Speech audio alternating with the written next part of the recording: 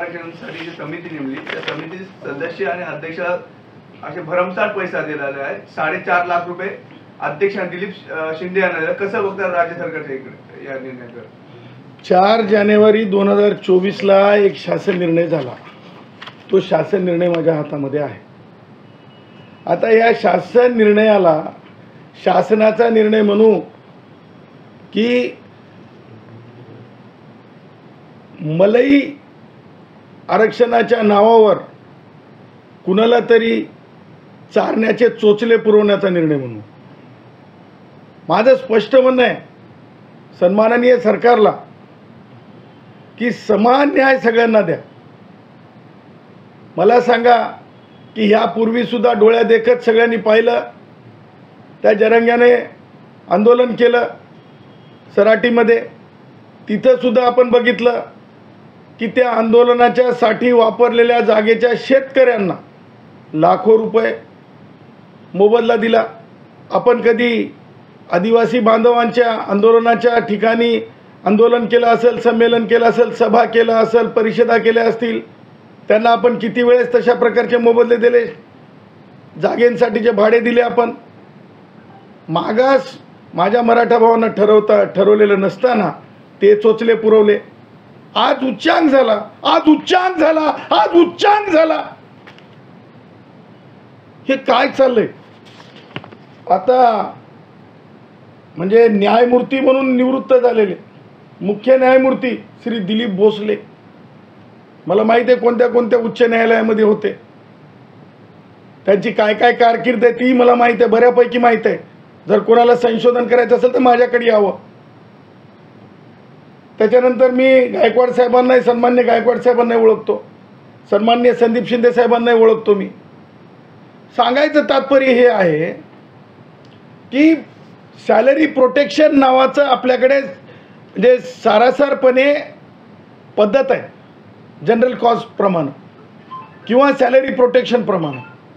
आता ही काय पद्धत आहे तर 5 नोव्हेंबर 2023 पर्यंतचे जर आपण पगार पाहिले तर भारताच्या मुख्य न्यायमूर्तींना, ओ सरकार ऐका, सरकार जनतेचा पैसा आहे, जरंग्यासाठीचा पैसा नाही आहे, एकट्यासाठीचा। भारताच्या मुख्य न्यायमूर्तींना काय पगार? 2,80,000 रुपये। सुप्रीम कोर्टच्या माननीय न्यायमूर्तींना पगार काय? 2,50,000 रुपये।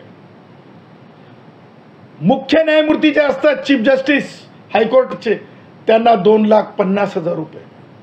हायकोर्टच्या सन्मान्य न्यायमूर्तींना पगार काय? 2,25,000 रुपये।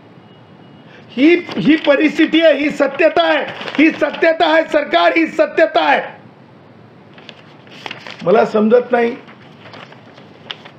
आपण न्यायमूर्ती स्वतः सर्वोच्च उच्च न्यायालयामध्ये मुख्य न्यायमूर्ती म्हणून राहिलात, इतर 2 जण न्यायमूर्ती म्हणून राहिले माननीय उच्च न्यायालयामध्ये, त्याच्यानंतर गायकवाड साहेब आणखीन मला वाटतं ट्रिब्युनलला होते।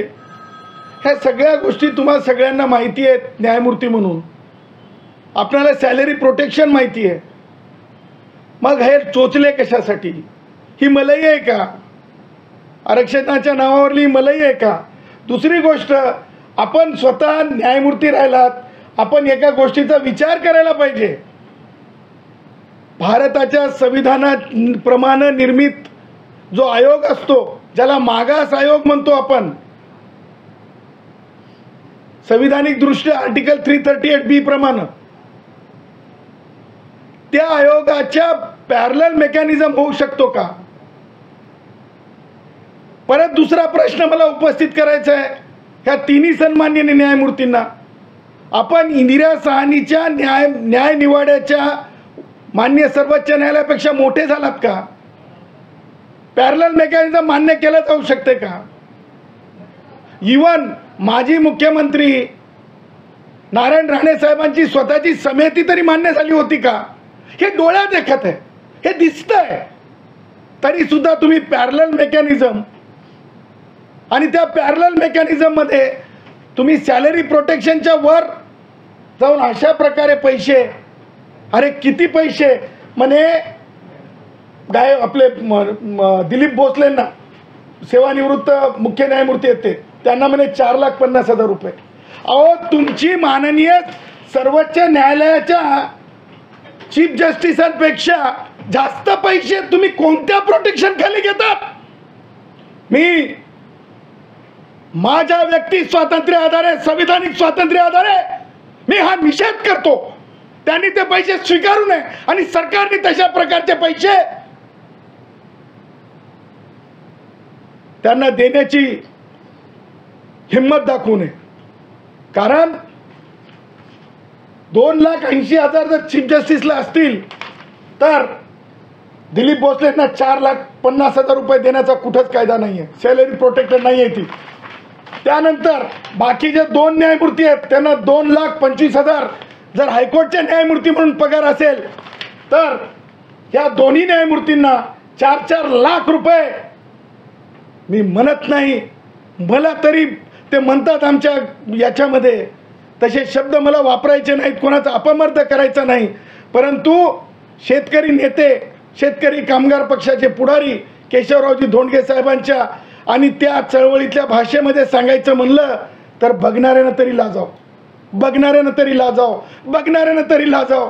अरे हे कष्टकऱ्यांच्या, हे व्यापाऱ्यांच्या, हिंदू राष्ट्र भारत मानणाऱ्या आम्हा सगळ्या भारतवासियांचा पैसा आहे. हा पैसा कुणाचे तरी जरंगेचे चोचले पुरवण्यासाठी, कुणाला तरी मलाई करण्यासाठीचा पैसा नाही आहे. म्हणून मी सरकारला सांगत आहे, सरकार मायबाप आहे, सरकारला सांगत आहे की आपण हा जो शासन निर्णय काढला आहे, हा शासन निर्णय आपण तातडीने मागे घ्यावा.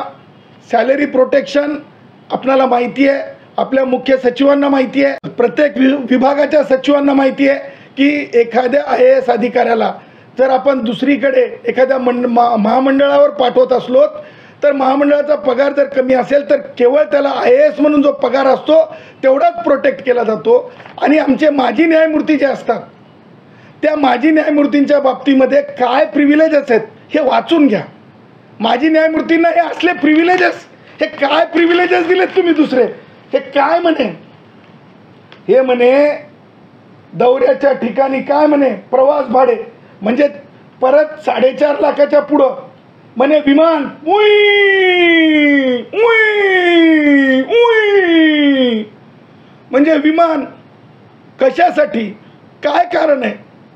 मला ह्या सगळ्या गोष्टी अत्यंत म्हणे घरी आणि शासकीय दौऱ्यादरम्यान व्यक्तिगत कामानिमित्त दौऱ्याच्या 24 तास व्यक्तिगत कामानिमित्त एक काळजी, आयोग म्हणून एक काळजी, व्यक्तिगत खाजगी गोष्टींसाठी काळजी. ही कोणती काळजी आहे? कोणत्या संहितेमध्ये आहे?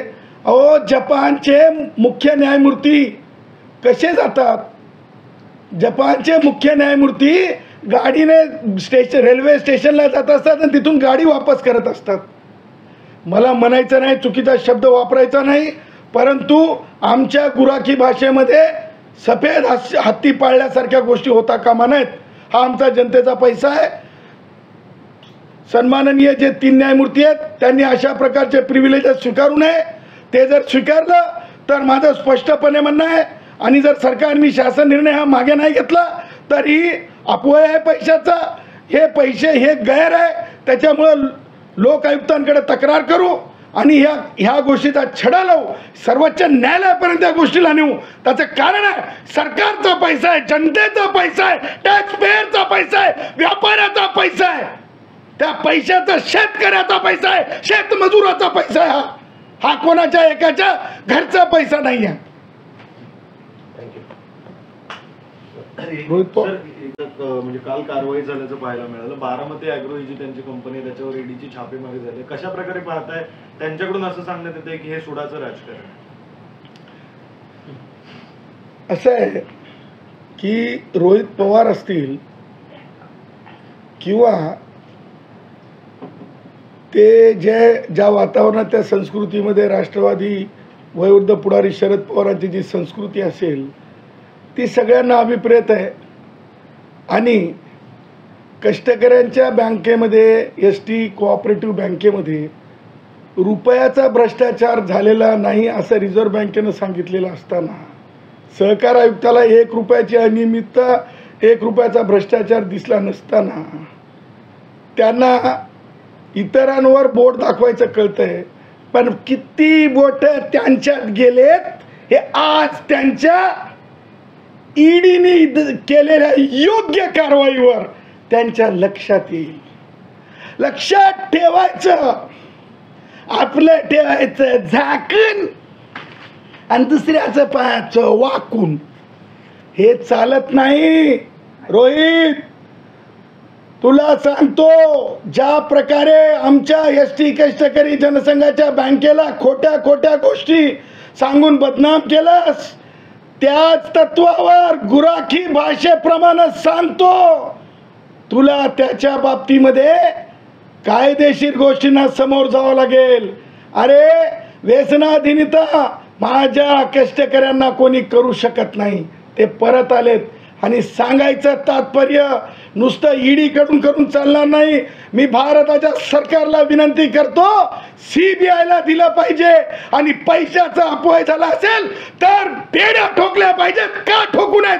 का जो कोणी चूक करेल, आम्ही चूक केली तर आम्ही जेलमध्ये आम्हाला घाला, त्यांनी चूक केली असेल तर त्याला जेलमध्ये घातलं पाहिजे, कारण कोणी कायद्यापेक्षा मोठा नाही.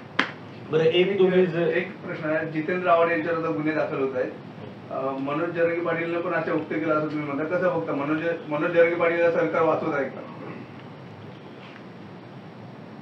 हा हिंदू राष्ट्र भारत आहे आणि मी आणि डॉक्टर जयश्री पाटील राम जन्मभूमीचे वकील राहिलेलो आहोत. महाराष्ट्रातून 2 जण. त्या पावन भूमीसाठी आम्ही झगडलेली माणसं आहोत. जरंगे काय बोललेला आहे? जुने टीव्हीचे रिपोर्ट काढून बघा. जरंगे म्हणला गटार गंगा म्हणलेला आहे. हिंदूंच्या आमच्या भावना दुखावलेल्या जरंगेनं. त्याचे चोचले पुरवले जातात, त्याची माणसांना मारतात, पोलिसांना मारतात, त्याचे चोचले पुरवले जातात, आमच्या गाड्या फोडल्या जातात. ह्या सगळ्या गोष्टी एका बाजूला आहेत. त्याच्यावर देखील या जितेंद्र आव्हाडनं जी चूक केली, जो गुन्हा केला, योग्यच कारवाई झालेली आहे पोलिसांनी केलेली. त्याच प्रकारे जरंगेंनी सुद्धा हिंदूच्या भावना दुखावलेल्या आहेत, शेड्यूल कास्टच्या भावना सुद्धा दुखावलेल्या आहेत.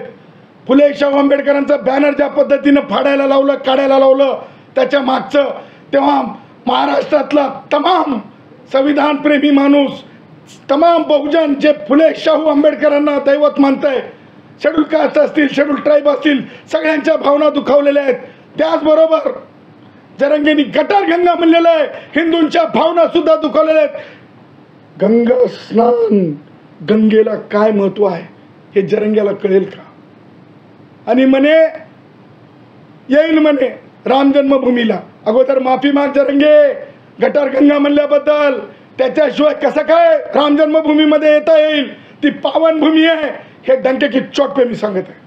एक प्रश्न, तुम्ही अंतरवालीमध्ये त्यांना सरकारने मदत दिली, मोबदला दिला, इथून पुढे काय व्हावं अशी तुमची इच्छा आहे? म्हणजे आता तो मोबदला दिलेला आहे, इथून पुढे जर कोणत्या आदिवासी भागामध्ये अशी सभा झाली तर तिथल्या शेतकऱ्यांना मोबदला दिला जावा अशी तुमची मागणी आहे का? नेमकी मागणी काय या संदर्भात? हो, मला सांगा, जरंगेच्या आंदोलनात कुणी जर, म्हणजे मला तर माहित नाही, काही ठिकाणी तर अत्यंत कॉन्ट्रोवर्शियल आहे, कोणाचा जीव जाणं चुकीचंच आहे. परंतु जर तुम्ही हे 50 लाख काय देतात मोबदला मृत्यू झाल्याच्या नंतर, आता सध्या 50 लाख. मला सांगा, भारतरत्न डॉक्टर बाबासाहेब आंबेडकरांच्या मराठवाडा विद्यापीठाला नाव द्या म्हणून किती लोकांनी आजपर्यंत, म्हणजे नामांतरापर्यंत किती लोकांनी वीरमरण पत्करलं? त्यांचा कधीच विचार होऊ शकत नाही आहे. मला सांगा, जी आंदोलनं वेगवेगळ्या कारणाने होत आहेत, जसं की आता ओबीसींचं आंदोलन झालं, जसं की आता म्हणजे शिवतीर्थावर काही सभा झाल्या, ह्या सभ्यांचे पैसे सरकारला देणं आवश्यक नाहीत का? आणि उद्याच्याला जर जरंगे BKCत येणार आहे असं म्हणलं जातंय, मला वाटतं की कायदेशीरदृष्ट्या त्याला येताच येणार नाही, त्याला म्हणजे फार अशक्य आहे ते. तशी मुभा विद्यमान मुंबईमध्ये दिली जाऊ शकत नाही. परंतु असे चोचले केवळ जरंगेचे पुरवले जाणार? इतर धर्मीय संघटना असतील, संस्था असतील, त्यांच्या बाबतीत काळजी नको का? तेव्हा मृत्यू या अगोदर आंदोलनांमध्ये जे जे मराठा इतर, मराठ्यांना विरोध नाही आहे आमचा आंदोलकांना, परंतु इतर मराठा इतर जे जे असतील ज्यांनी आपलं वीरमरण पत्करलं त्यांना सुद्धा मोबदला मिळाला पाहिजे. आणि जर तत्वामध्ये असेल की यांना जसं जरंगेच्या सराटीमध्ये ज्या प्रकारे मोबदला शेतकऱ्यांना देण्यात आला त्याच प्रकारचा मोबदला जिथे जिथे इतरांचं आंदोलन झालं त्या शेतकऱ्यांना किंवा त्या हॉलच्या भाडं सुद्धा दिलं गेलं पाहिजे. धन्यवाद.